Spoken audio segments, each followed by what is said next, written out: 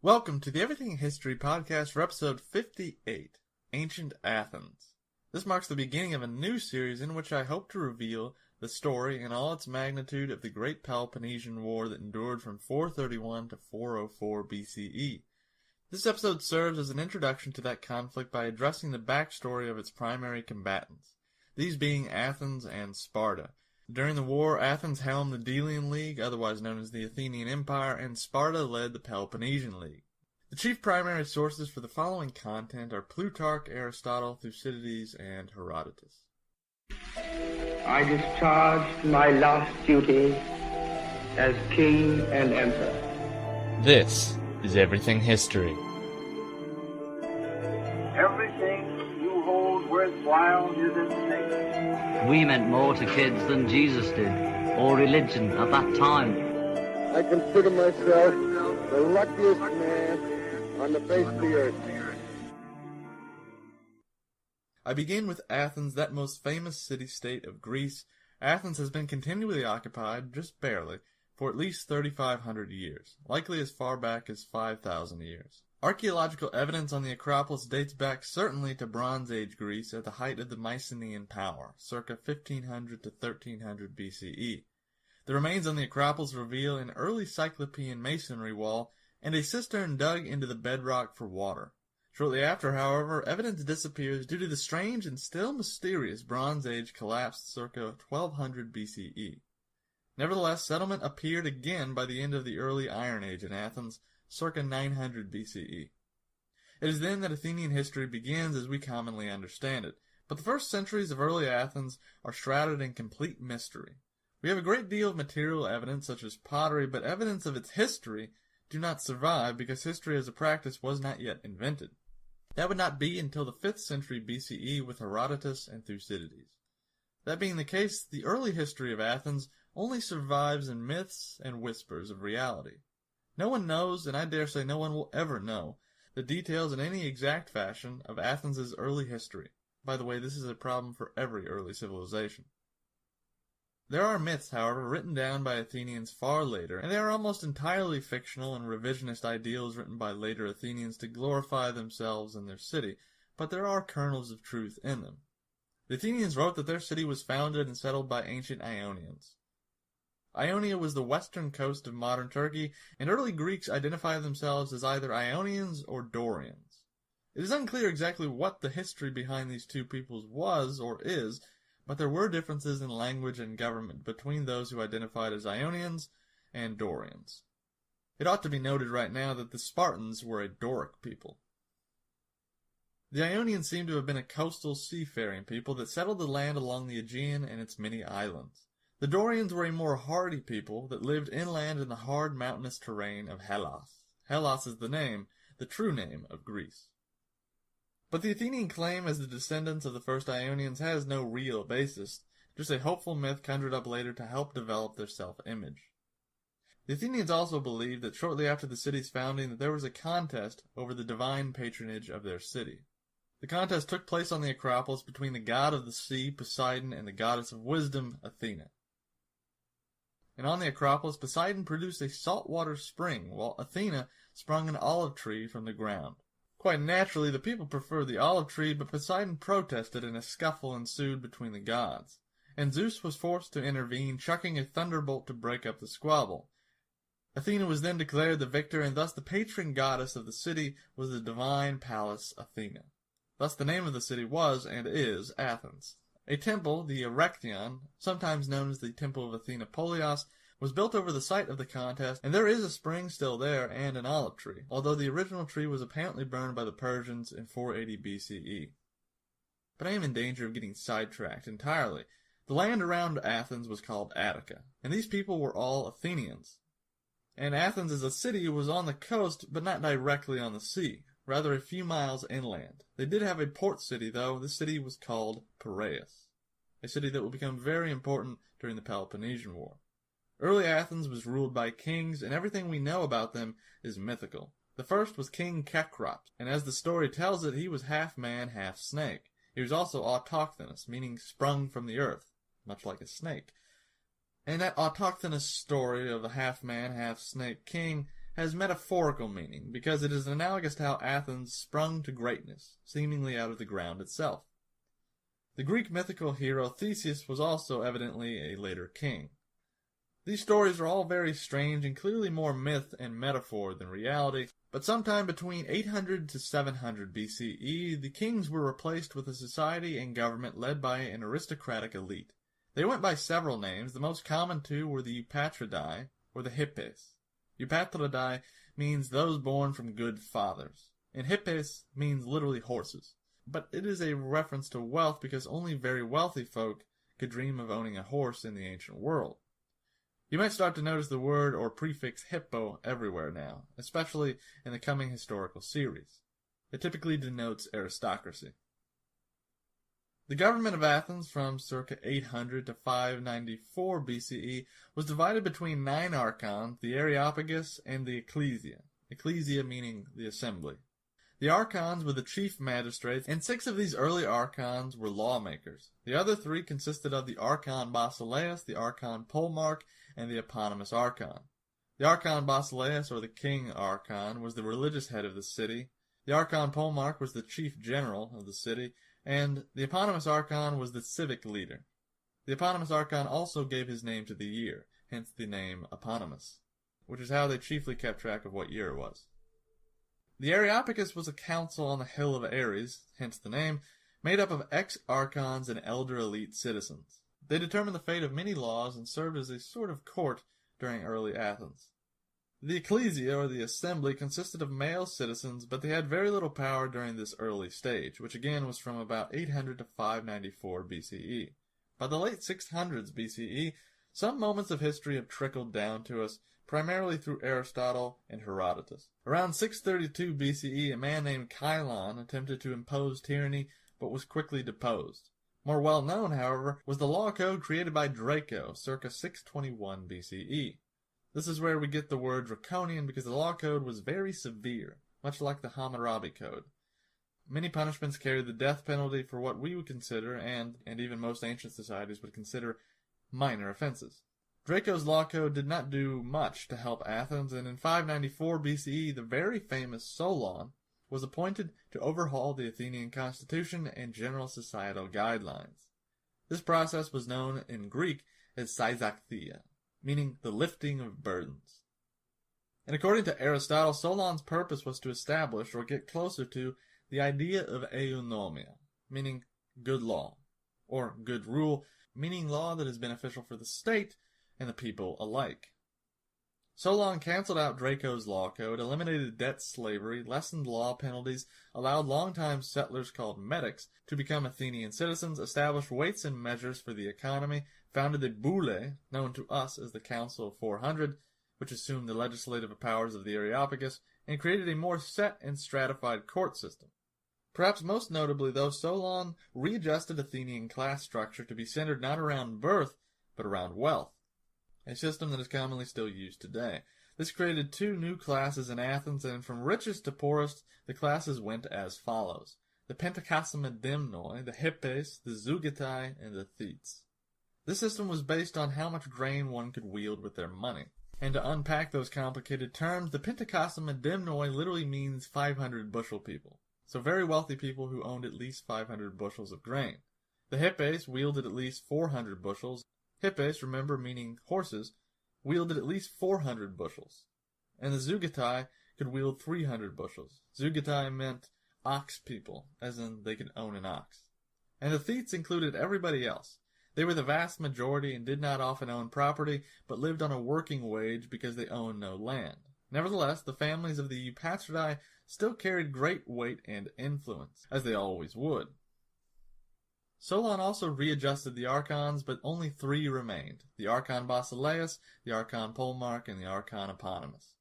After establishing his reform, Solon then left into exile, traveling east and moving about for the rest of his days, later declared as one of the great wise men of Greece. And Solon did this because he knew that Athenians had a problem with popular men, and Athens remains famous for this, famously exiling their war heroes Themistocles and Miltiades after the Persian Wars, exiling Cimon for talking to the Spartans too kindly, exiling Thucydides, and of course, killing Socrates. After Solon left, Athens was very different and began to grow rapidly. All of Attica became clearly separated into those who inhabited the city, the inland, and those who lived on the coast. These distinguishable people had very different values, are important a little later as Athens rapidly developed.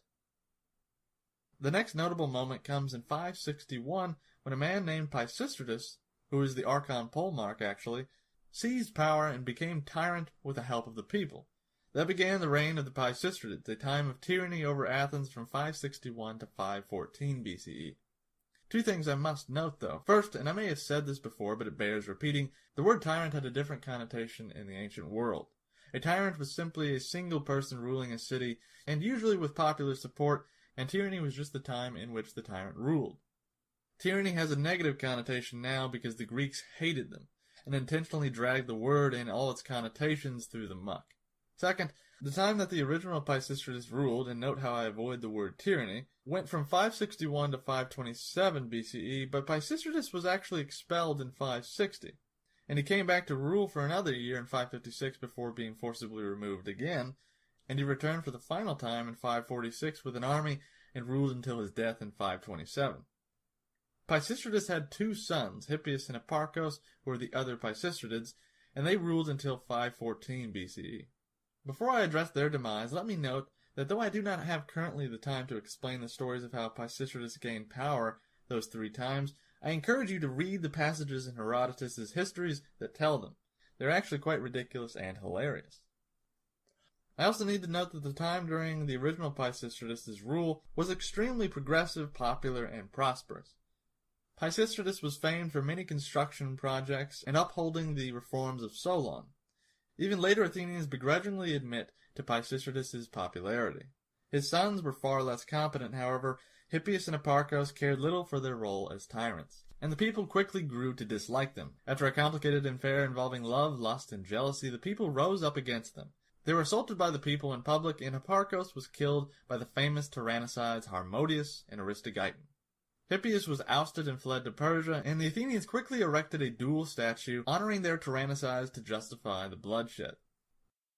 Athens then went back to its previous system with the aristocratic ruling class, but it didn't last for long. By 510 BCE, there became contention in Athens and strong movements for change. Long story short, by 507 BCE, Cleisthenes of the famous Alcmeonidae family and an ancestor to Pericles famously established democracy, literally meaning rule by the people. But it was much more complicated than that, and it is worth explaining. Athenian democracy worked as follows. The democracy was not a free-for-all, only male citizens could participate. And the system was based on the natural stratification of the Athenian people. Cleisthenes divided the people into 150 demes. 50 demes for the city people, 50 for the inland people, and another 50 for the coastal people. In each region was assigned 10 trites, each of which consisted of 5 demes, as math dictates. Then there were 10 tribes or clans, and each tribe consisted of trites from each region, so that a tribe was mixed with people from the city, inland, and coast. The people of each tribe would then get together and choose 50 members by lot to represent their tribe at the boule, which accordingly was raised from 400 members to 500 members. Each clan also elected their own generals. The 3 archons still remained, and the Areopagus also remained, but was relegated to a court on special occasions. And the Athenians also implemented a regular practice of ostracism, where one person would be ostracized for a period of time every year. It was now at the boule, or the Council of 500, that almost everything in Athens got done, and it was quite hard to get anything done. And this complicated and cumbersome system was Athenian democracy. Skipping ahead to 493 BCE, there was a palpable fear in not only Athens but Greece at large of a Persian invasion by the great king Darius. The Ionian Greek peoples had attempted revolt from Persia just a few years earlier and had been squashed, and Darius was looking to move on to the other Greeks. Thus in 493 BCE, Archon Polemarch Themistocles asked for funding for the creation of a massive Athenian navy. His request was eventually granted. Also in 493, a rogue general from outside Athens, from Thrace to be exact, named Miltiades was appointed as general by a tribe.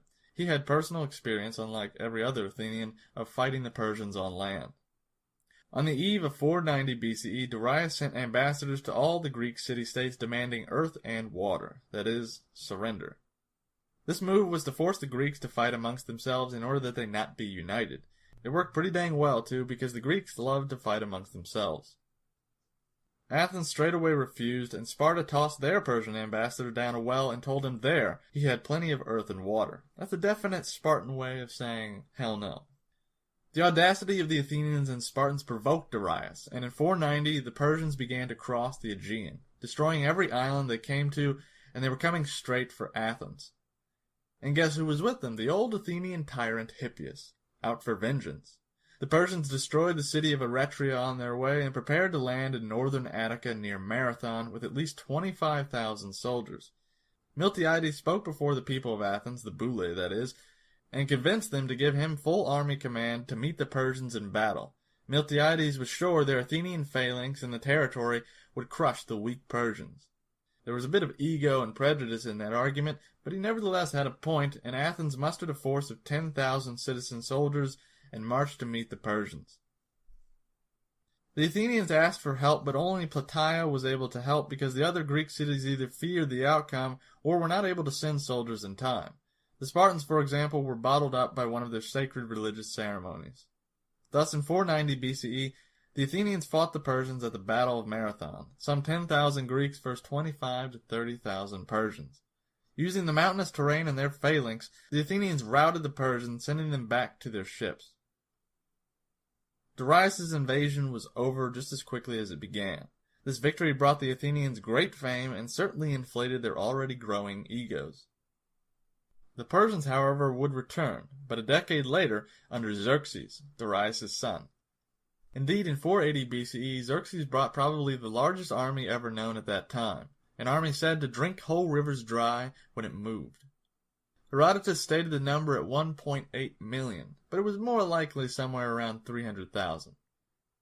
Xerxes also brought along with his army a fully manned navy and created a pontoon bridge across the Hellespont. And this time, when Xerxes sent messengers for peace, there were no ambassadors sent to either Athens or Sparta. Xerxes was determined to destroy both Sparta and Athens for their insolence against his father. This time, however, the Greeks were more united. Themistocles now had 200 triremes for Athens, and Sparta took command of the Greek defense. As Xerxes descended from the north, the 300 Spartans under King Leonidas, along with a few thousand other Greeks, slowed the Persians drastically at the Battle of Thermopylae. Thermopylae meaning hot gates. King Leonidas and the Spartan-led Greeks were eventually defeated, but they held the hot gates for 3 days before famously being betrayed. They took some 20,000 Persians to the grave with them. This battle has many famous quotations attached to it, and I will give two. The first was apparently spoken by King Leonidas when Xerxes demanded the surrender of Spartan arms. In typical laconic Spartan fashion, Leonidas answered only, "Molen labe." In English, "Come and take them." The other quotation is a short, equally laconic poem by Simonides. And in Greek it goes, Ho zein angelein Lacedaemonios, hoti tede, kai metha tois, kai non chremassi pythomenoi.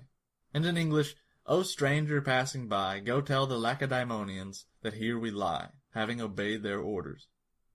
Lacedaemonian is the other name for the Spartans. And this is all very noble and masculine stuff, but the Persians moved onwards and went straight for Athens as the Greeks struggled to collect themselves. The Athenians decided once again on the council of Themistocles to abandon their great city and take to their ships. They retreated off the coast to the island of Salamis. The Persians burnt and sacked Athens, a sight that the Athenians could very much see from offshore, much to their own horror. The Persian navy made a pursuit, and finally the foresight of Themistocles came to fruition. The Athenians lured the Persians into a trap and pounced on the Persian navy, absolutely decimating the Persian fleet. This was the turning point.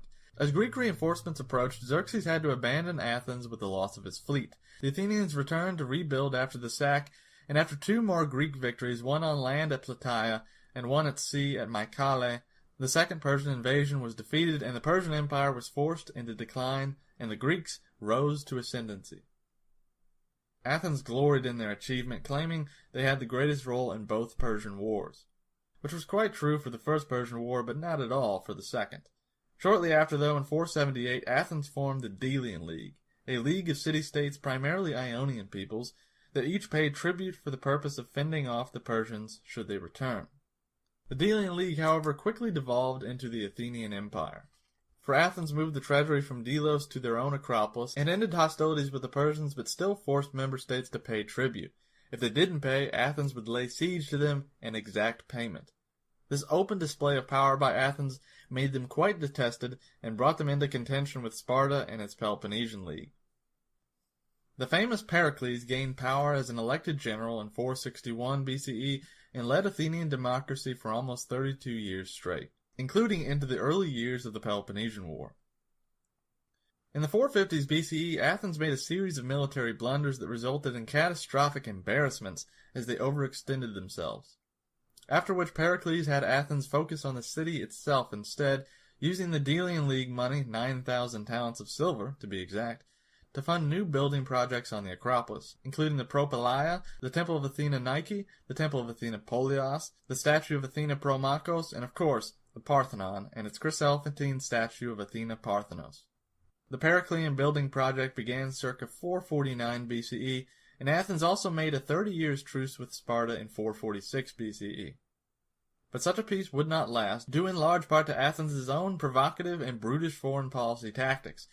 That concludes this episode. Next time I will cover, in similar fashion, ancient Sparta, and provide a little background on the historian Thucydides. Remember that you can contact me on the podcast Facebook page or at the email address everythinghistorypodcast@gmail.com. Thank you very much.